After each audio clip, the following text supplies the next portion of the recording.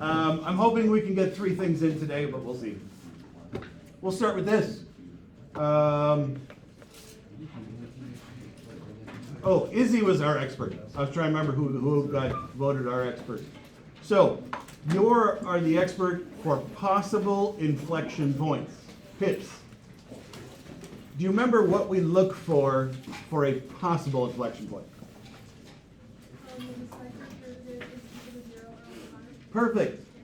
So basically, when there is no concavity, or it is an undefined concavity. So no concavity means flat, like a straight line. Okay, Izzy, do you want to call on somebody?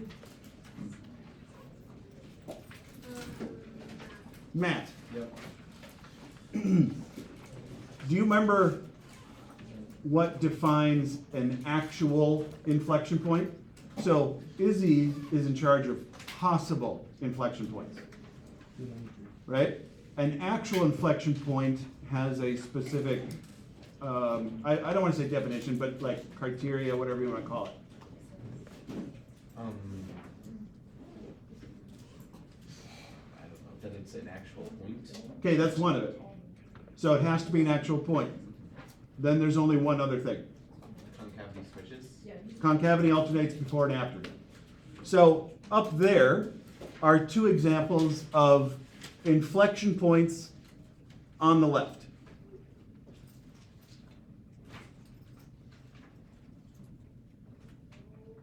Oh, I was staring at the no inflection point, trying to figure that one out at first.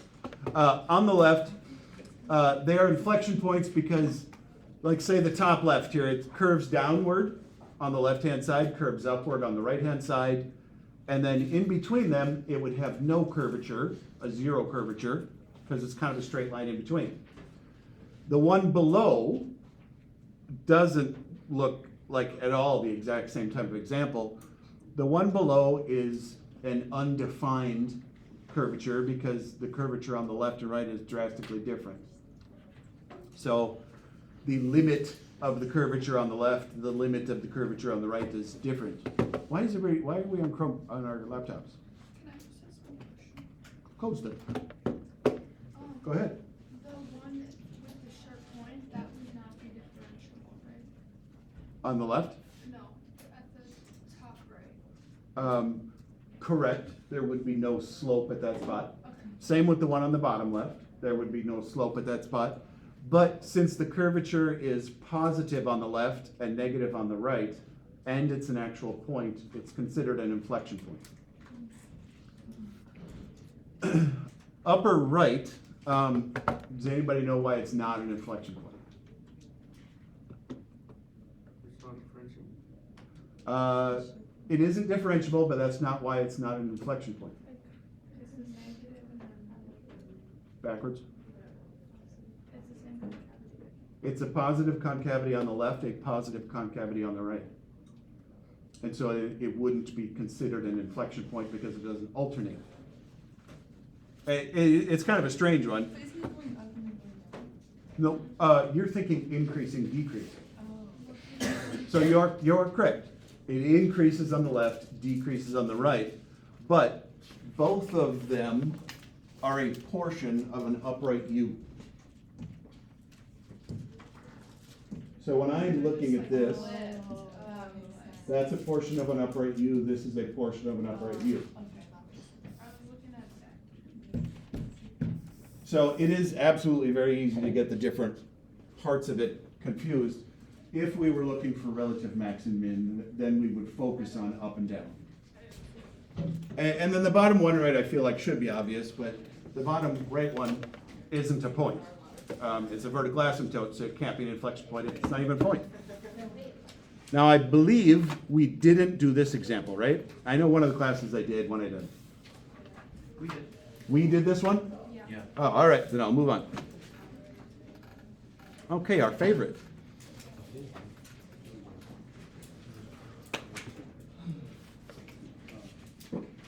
Should I do my random number generator? Sure thing. Oh, I guess that was a while ago. Random. They actually showed us a thing at our workshop on how to use AI to create a random number wheel, like one of those spinning wheels with names, like super fast. So I'm kind of interested in trying that. Alright, please do that. Then I don't have to try to count either.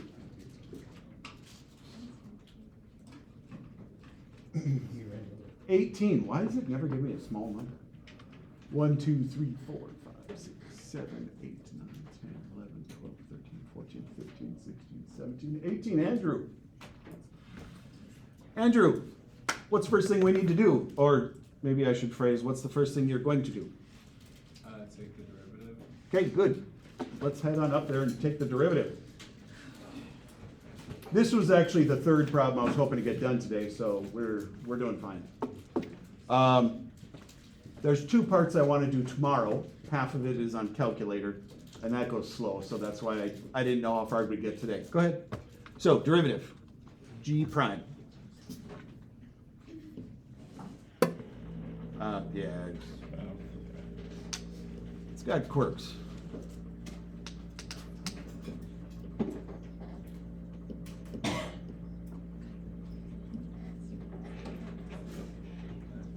Every time the fridge kicks on, the smartboard shuts off.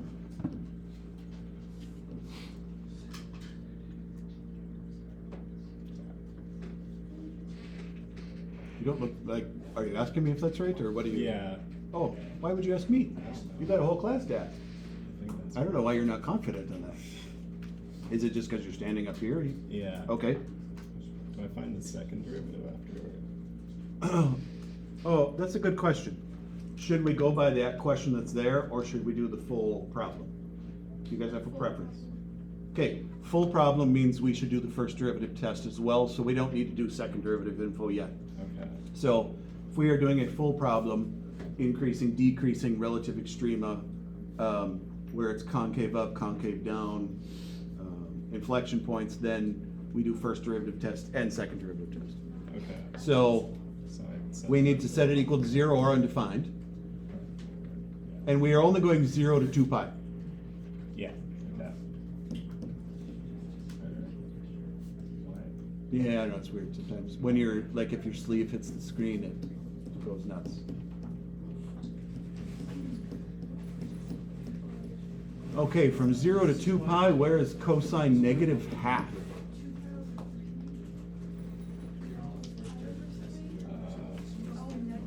Negative 1. What is that? Should be enough to do the first two. It's 4 pi over 6. Where's your number? Yeah. So it's going to be the 60-degree angle in quadrant 2 and 3. 2 pi over 6. Nope, nope, 2 pi over 3. Oh, yeah. Wait, how do I erase? It's just Your palm, or you can hit undo. Okay, that works. 2 pi over 3. And it's 8 pi over 6, right? Which is... Wait, what's the deal with the 6th? Because it's easier to go by 6s. Oh, okay, got Because it. that's 6 Got pi it. over 6, 7 pi over 6. Got it. 8 pi over 6 would be the next one. And then that's 4 pi over 3? Yep. Yeah. There we go. Okay? You can keep going if you want. You can hand it off to somebody else if you want. But those are the critical numbers. Hand it off. Okay.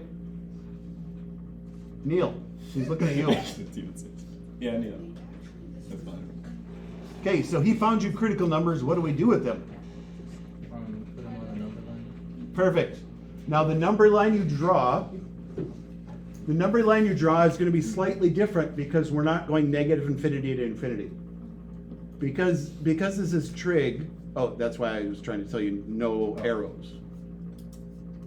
So because it's trig, we would just get an infinite number of answers repeating. So that's why they just limit it to one unit circle. So the number line actually only goes from 0 to 2 pi. And honestly, I'm pretty sure the 2 pi is supposed to have a parentheses, Should because otherwise 0 is the same as 2 pi. make it open something? Sure. That's normally what you'll see on tests and things is the 2 pi would have a parentheses.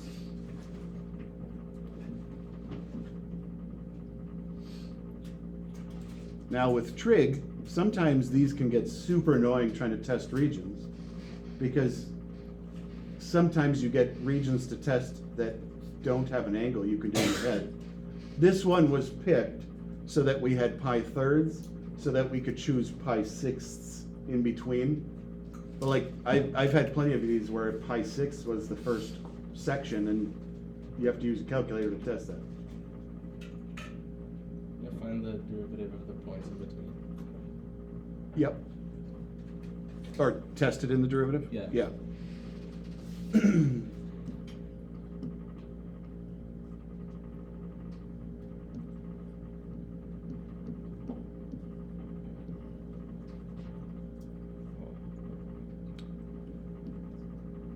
Yeah, I know, it's kind of annoying testing the trig ones.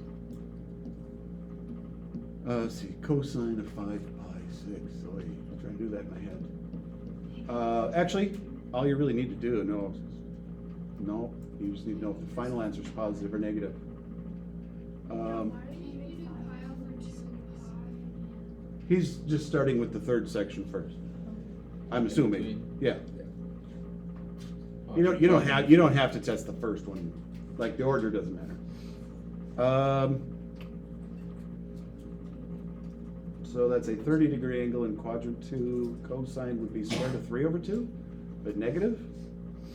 So negative square root of 3 over 2, which is bigger than a half, so it would be a negative answer. I'll just put a negative sign. Yep. We don't need to know the actual numbers.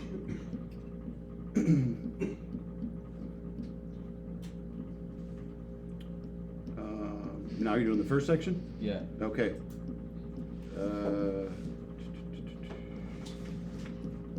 Cosine of pi thirds would be 1/2. No, It's positive anyway. 1/2. But positive. So, yeah, oh, yeah, they're both positive. You're right. Hey, if you knew the answer, you don't have to wait for me to say something. I heard you saying it. You can just write it. Now the middle section would be 3 pi thirds or pi. What would be after 4 pi thirds? You already tested that. Oh, yeah. Wait, didn't you? No, I tested No, you this didn't? in between. Oh, I was thinking 5 pi thirds. Wait, so you tested the middle section first? Yeah. Oh, why'd you test the middle one first? I don't know. I just forgot. All right. Okay, I was thinking you should have tested pi. That would have been a lot easier. Oh. That's what we were talking about. Yeah, that's Oh, why yeah. we were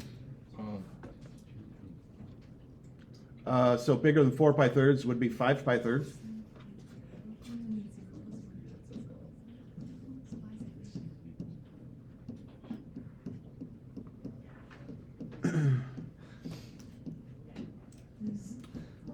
So 5 pi thirds would be quadrant 4. Cosine would be positive in quadrant 4. So that would, no matter what the answer is, it's positive. Okay? Good. Now, this just basically tells us where it's increasing, decreasing, increasing. Would we have any relative maxes or mins? A relative min in here. Well, you sort of pointed, but I don't know what you pointed. In between 2 pi and 4 pi over 3. No. Or I mean, at this point. Yeah, it changes. the maxes and mins can only happen on those lines. Yep. So, do you remember how to tell which one is which? No. Okay, so you've got a plus, which means it's going up. And then a- you meant that, yeah. Yep. So at 2 pi thirds, it's going from increasing to decreasing. That would be a relative max. So underneath 2 pi thirds, just write relative max. We're not going to take the time to find the actual point, but normally you would. And then underneath 4 pi thirds, what would that be? A minimum. Perfect. A relative min. Excellent. Nice job. That was a lot of work, especially with the trig. If it makes you feel any better, somebody now gets to do it with second derivative trig. And you get to choose that person.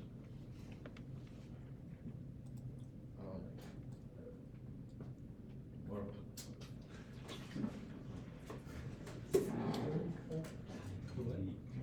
Oh wait, did I erase any of that too early? Did anybody need that back? What was it? Oh, maybe Neil. Neil, do you want me to erase that quick? Yeah. I'll let you, why don't you take a picture of that? That'll probably work easier. I was just erasing the work so we'd have room for the second derivative test. Okay, so second derivative test requires us to Just the second derivative. find the second derivative. Good.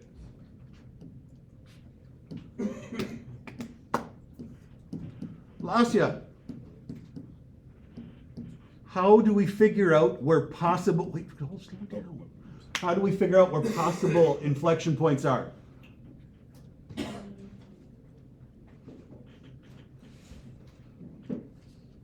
Aaliyah, I think she wants.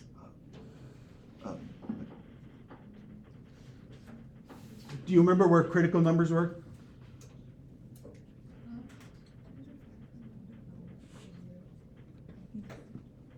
I didn't totally hear her, but I'm pretty positive it was correct.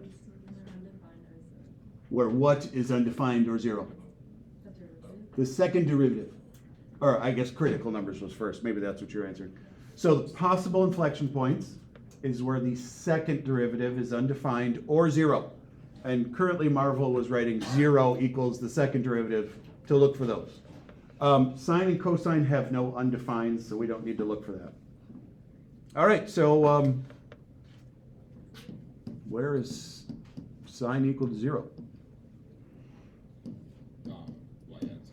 Okay. It's Well, Marvel, we're gonna work on this.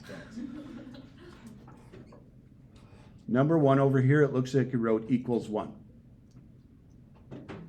Not to you, but to everybody else. Let's slow down the writing. I know my guess is your brain just works quick, so you're just trying to write as fast. Wait. What I was wanting you to do was write divided by -1, but slower and legible. Yep, this is what you need to do on a test. Okay, good. See, I know you can do it. Like I said, what I think happens is your brain just thinks fast, so you try to write faster to like go fast. At 0 and pi. Yep, perfect. Okay, 2 pi 2 or no, because it's not like in the interval. so that's why normally 2 pi has a parentheses, because otherwise 0 and 2 pi are the exact same info. So traditionally this is bracket on 0, parentheses on 2 pi. This one has a closed interval. I just don't want to do that. Okay, do you want me to erase this to make some room for you? Yeah. Okay. So we've got our second derivative and you've got the numbers.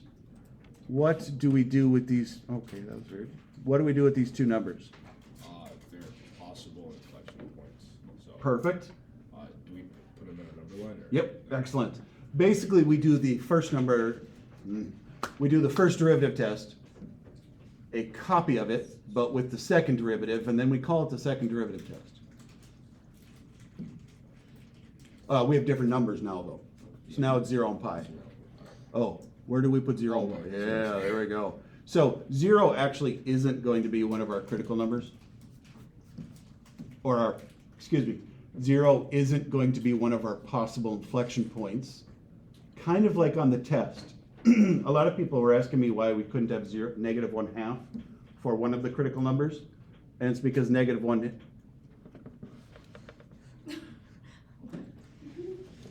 Explain to me how that number line works. I It was looks- gonna erase it. It looks to me like you have 0 to 0.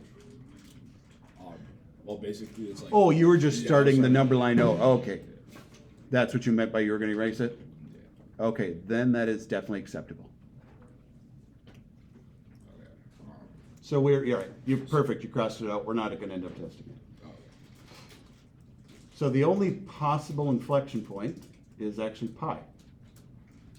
Now, there's nothing wrong with you finding out 0 isn't an option until you write the number line. Like, you don't have to know that immediately off the top of your head. Like, you kind of verify and check yourself along the way. How do we test these sections? So we just like pick a number between them. Yep. So, like I could do 1/2 for right here, and then Wait, like between like here, whatever. what's 1/2? Like between 0 and pi. Can I just like pick it? Do you mean pi halves? Oh, Okay, I mean, like, you were still correct where 1/2 radians is between 0 and pi, but like, Yeah, it's nobody easy. would know Yeah. that answer, right? Okay. So pi halves, yeah, absolutely. And then So I'll put it in the into second the derivative, second yep. so- So what is the opposite of sine of pi halves? So pi halves, it's right here. Mm-hmm. -1, 0. Is it 0? It's 1? It actually would be -1 because of the negative on the front. But sine of pi halves is 1. Can I do 3 pi over 2? Yep. Yeah, those are the numbers I would have chosen as well, just because they're easier. Also because of the negative side, just Opposite. So sine of 3 pi halves is actually -1, but that would make the answer +1. Now, the numbers you wrote on the top are the concavity for your test section. I should say negative and positive. Right. Oh. Can I point out that you wrote a positive and a positive? I knew what you meant.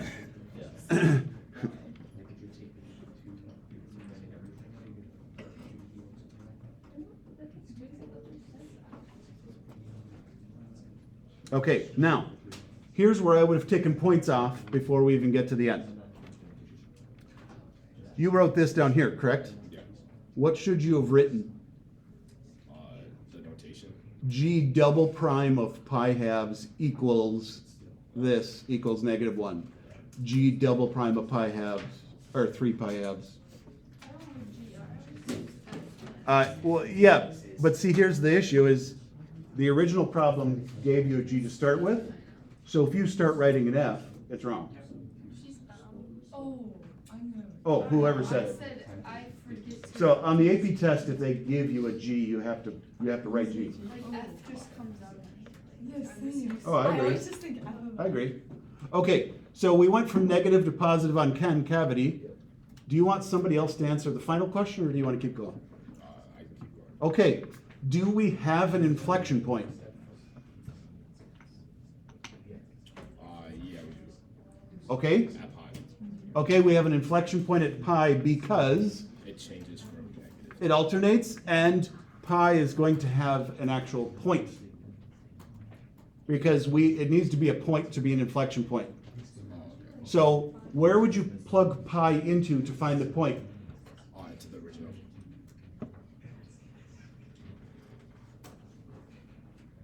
It's schoolwork. Doesn't matter. It's not calc work. Yes, what you said was correct. So, 2 people just didn't hear any part of it.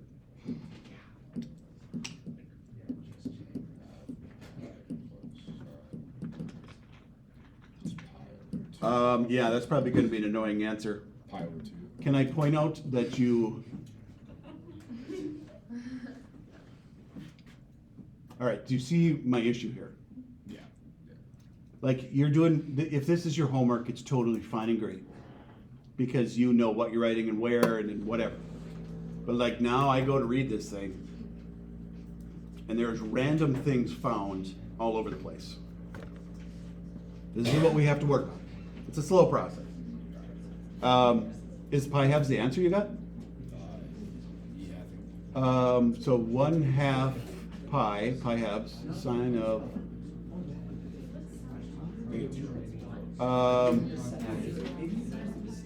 yeah, yep, pi halves. So now So the inflection point would be pi halves.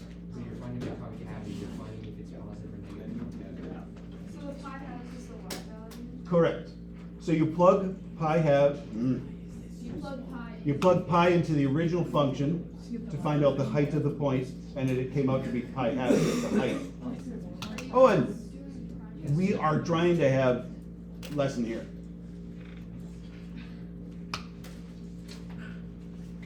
So like if you were given this on the test, would you have to say like there's an inflection point at pi because pi has a point at pi over 2 and the concavity switches from positive to negative? Or would you just say? So, if you have that chart there, the table, I would see that as work. And I know that that's how you would have found out an alternating concavity. On the AP test, it does, the chart counts as nothing. So they would require you, if it said justify like it does, then you would have to say that the concavity from 0 to pi was negative or less than 0. The concavity from pi to 2 pi is greater than 0. And therefore, the point pi halves is a inflection point. Okay, and also on a test, if it tells us to find the inflection point in the concavity, we don't have to do all of the first derivative in the Correct. test, right? Correct. If we went just by the question that was there, we would have gone straight to the second derivative test. Okay.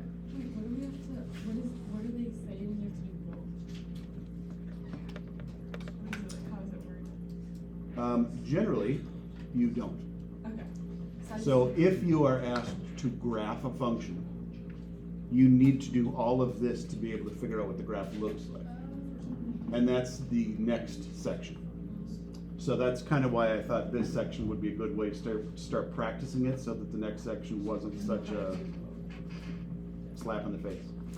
Because otherwise the next section is up But on this, big. we'll probably only have to do the second. Right. On this homework, you actually generally will go pretty quick.